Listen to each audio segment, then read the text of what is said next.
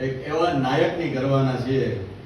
એ નાયક કે ભગવાન વિષ્ણુના 24 અવતારો, એમાંનો અવતાર થયો તે થયો, એના પછી આવો કોઈ અવતાર નથી થયો. સંપૂર્ણ અવતાર, સર્વાંગી સંપૂર્ણ પૂર્ણ પુરુષોત્તમ ભગવાન શ્રી કૃષ્ણની વાત આજે કરવાના છીએ. પુસ્તકો તો ઘણા બધા લખ્યા છે, ઘણા બધા કૃષ્ણનું વર્ણન કર્યું છે પોતપોતાની દ્રષ્ટિકોણથી, પણ એક ભક્ત પોતાના ભગવાનનું, પોતાના સ્વામીનું, પોતાના નાથનું, પોતાના ઈષ્ટદેવનું જ્યારે વર્ણન કરે, મન મૂકીને વર્ણન કરે, અને એ કોઈ બ્રાહ્મણ વર્ણન કરે, કોઈ તેજસ્વી બ્રાહ્મણ વર્ણન કરે, ત્યારે એની વાત કંઈક અલગ હોય છે. કૃષ્ણ એટલે માખણ ચોર્યું, કંસને માર્યો, અર્જુનના સારથી થયા અને 125 વર્ષ જીવા અને ભાલકા તીર્થની અંદર દેહનો ત્યાગ કર્યો, બસ આટલો જ કૃષ્ણ? આ જ કૃષ્ણ? નહીં. ગીતાની અંદર પોતે સ્વયં કહે છે કે પરિત્રાણાય સાધુનામ ધર્મ સંસ્થાપનાર્થાય સંભવામિ યુગે યુગે, કે ધર્મની સ્થાપના કરવા માટે હું દરેક યુગની અંદર જન્મ લઉં છું. તો ભગવાન શ્રી કૃષ્ણ અવતાર શા માટે થયો? શું કાર્ય કરવા માટે થયો? માખણ ચોરવા માટે થયો હતો? કંસને મારવા માટે તો ઘણા બધા બીજા સમર્થ હતા, એ પોતે શું કામ આવ્યા? એના ઉપર બેઠા બેઠા પણ શું કંસને ન મારી શકે? શું એનામાં સામર્થ્ય નહોતું? પણ અવતાર થયો તો શા માટે થયો?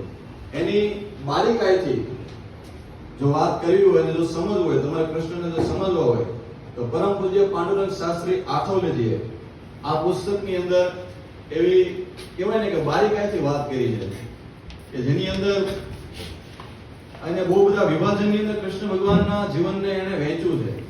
કે પહેલા તો એને એવો ભાગ લીધો છે કે ભગવાનનો અવતાર શા માટે થયો, એ વખતની સમકાલીન સમાજની વ્યવસ્થા કઈ રીતની હતી, સમાજ બગડ્યો કઈ રીતે, બ્રાહ્મણોનું અધોપતન થયું. પહેલા તો બ્રાહ્મણોનું અધોપતન થયું. બ્રાહ્મણ સમાજ જે છે એ સમાજની એક કરોડરજ્જુ કહેવાય.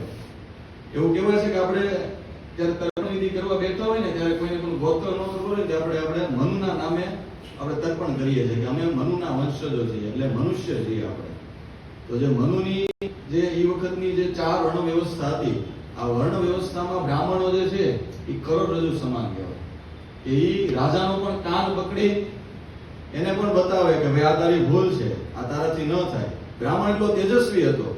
બ્રાહ્મણો ક્યારેય સ્વાર્થી નહોતા, એનામાં ધન કમાવાનું સામર્થ્ય હતું, તેમ છતાં ધનથી બહુ દૂર રહ્યા અને સમાજ માટે જ કાર્ય કર્યું.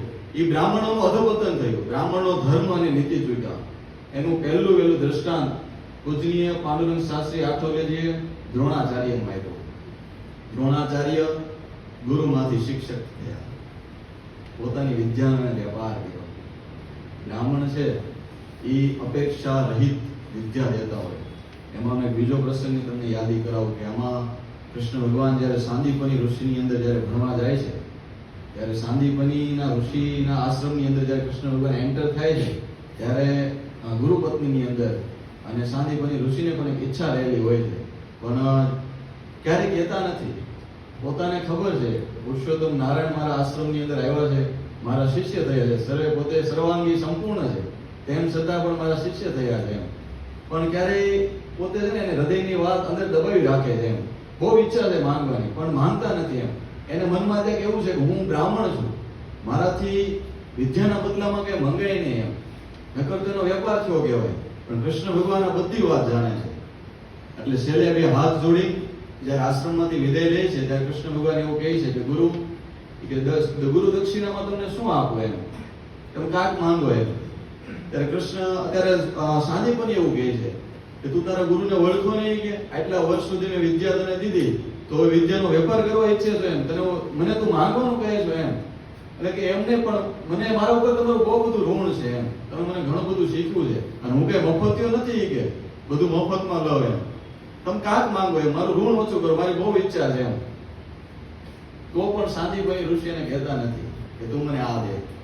પણ બધાને ખબર હતી, એટલે એના જે મિત્રો હતા ને એ વખતના, જે કે સુદામા તો એના મુખ્ય મિત્ર હતા, એના પાકા ભાઈબંધ કહેવાય. એમ બહુ બધા એ વખતના ઋષિ કુમારો એને એવું કીધું કે ગુરુની એવી ઈચ્છા છે કે નાનપણની અંદર એને પુત્ર હતો દત્ત કરી, એને રાક્ષસો અપહરણ કરીને એને ઉપાડી લઈ ગયા છે દૈત્ય બનાવવા માટે. એટલે એ કે જો તમે એ કે દૈત્ય પાણીથી કે દત્તને લઈ આવો ને, તો એ કે ગુરુ બહુ રાજી થાય અને ગુરુ માતા બહુ રાજી થાય. અને કૃષ્ણ ભગવાન આ વાત સાંભળતાની સાથે દોટ મૂકે છે અને પંચજન્ય નામના રાક્ષસ પાસે એનો પુત્ર હોય છે અને પંચજન્યના ભૂકા બોલાઈ નાખે છે અને એના હાડકામાંથી શંખ બનાવે છે. અને ભગવાનના હાથની અંદર જે શંખ જે છે ને પંચજન્ય શંખ છે, એવું સૂચવે છે કે આસુરી વ્યક્તિત્વ, આસુરી વિચારો વાળા વ્યક્તિત્વનું આ જ હાલ થશે, એના ભૂકા જ બોલશે. અને શ્રી કૃષ્ણ ભગવાને એવી વાત કરી, ક્રાંતિ કરી છે. ગોકુળ ગામની અંદર રહ્યા છે, પોતે એવા મોટા નાયક હતા કે 7 વર્ષની ઉંમરે કેવા પરાક્રમો કર્યા એ હું તમને કહું, એનો જ્ઞાનનો એવો પ્રસંગ કહું કે ગોકુળની અંદર વર્ષોથી ઇન્દ્ર પૂજા થતી આવતી હતી.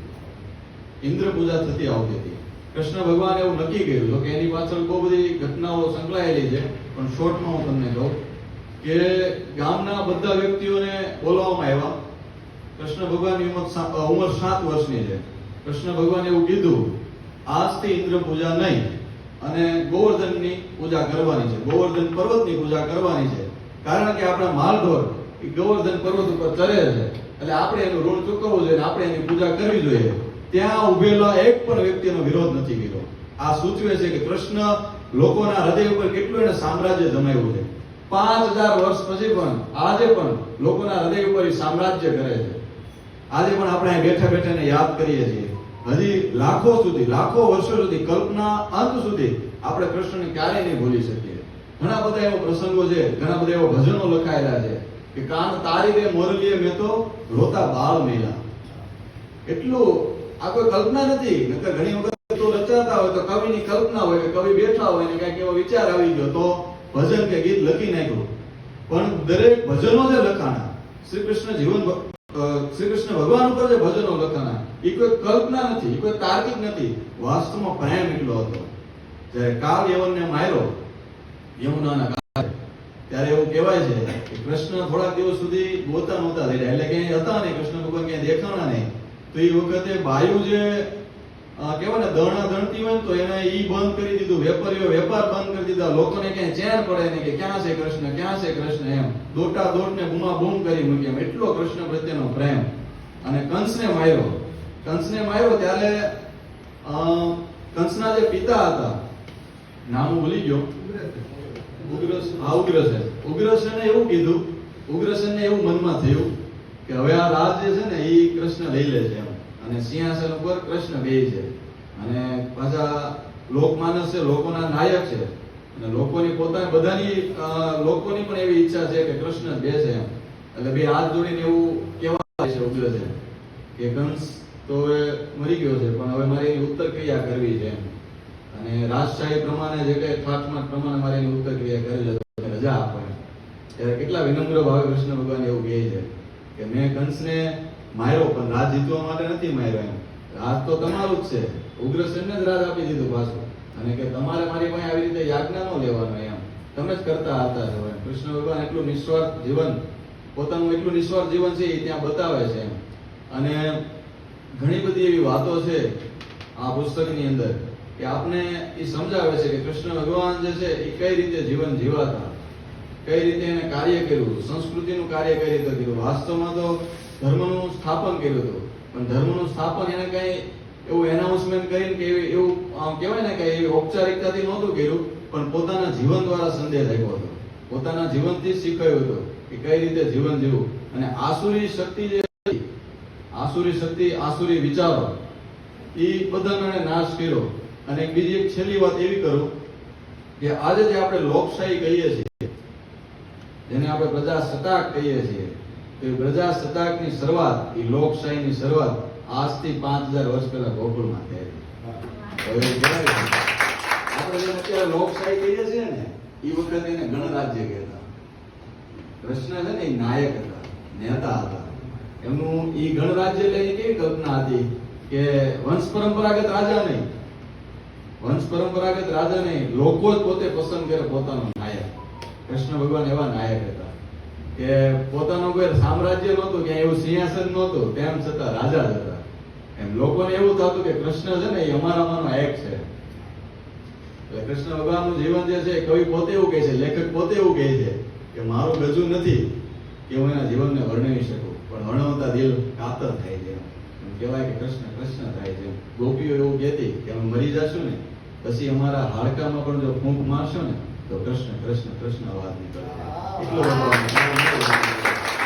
પ્રેમનો પર્યાય. કૃષ્ણ એ પ્રેમનો પર્યાય છે. પ્રેમ કઈ રીતે કરવો એ પણ કૃષ્ણ શીખવે છે. નેતા કેવો હોય એ પણ કૃષ્ણ શીખવે છે. રાજા કેવો હોય એ પણ કૃષ્ણ શીખવે છે. કૃષ્ણથી મોટો કોઈ રાજનીતિજ્ઞ નથી. જો કૃષ્ણની રાજનીતિને જાણવી હોય ને તો એ બુકની અંદર છે કે કૃષ્ણ 7 વર્ષની ઉંમરે સૌથી મોટા રાજનીતિજ્ઞ હતા. કૃષ્ણ જેવો રાજનીતિજ્ઞ આજ સુધી આ ધરતી પર થયો નથી. આશે પણ નહીં. એટલા બધા પાવરફુલ. જેમ હનુમાનજીએ લંકા બાળી. લંકા બાળવાનું રીઝન એવું હતું કે રાવણના મનની અંદર એને ડર પેસાવો હતો. જો એકલો વ્યક્તિ લંકા બાળી શકતો હોય તો વિચાર કરજો કે રામની સેના આવશે તો લંકાનો શું હાલ કરશે. અને મથુરાની અંદર જ્યારે અક્રૂરજી કૃષ્ણ ભગવાનને લઈ જાય છે ત્યારે એ પેલા તો છે ને રસ્તામાં એનો એક ધોબી હોય છે, કંસનો ધોબી. એ ધોબી મારે છે. ધોબીને હા પતાવી જ દે છે.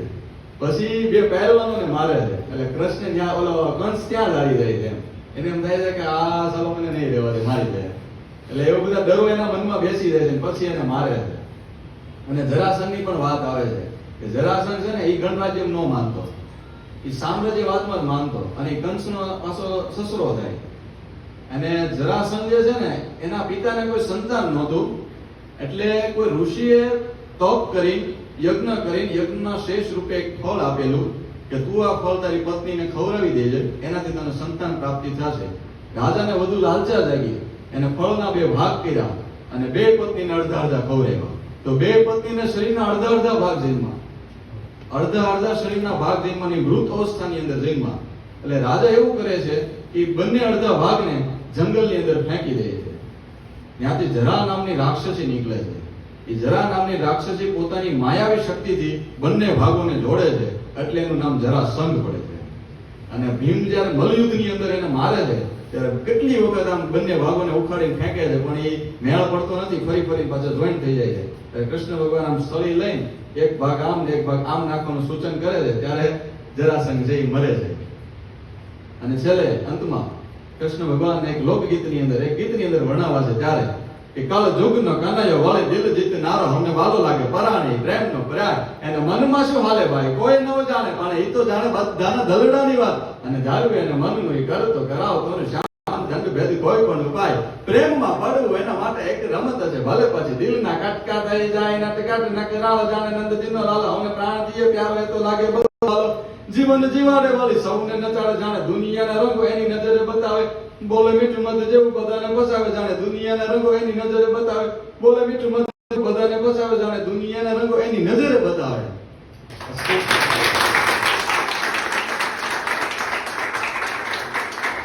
ખૂબ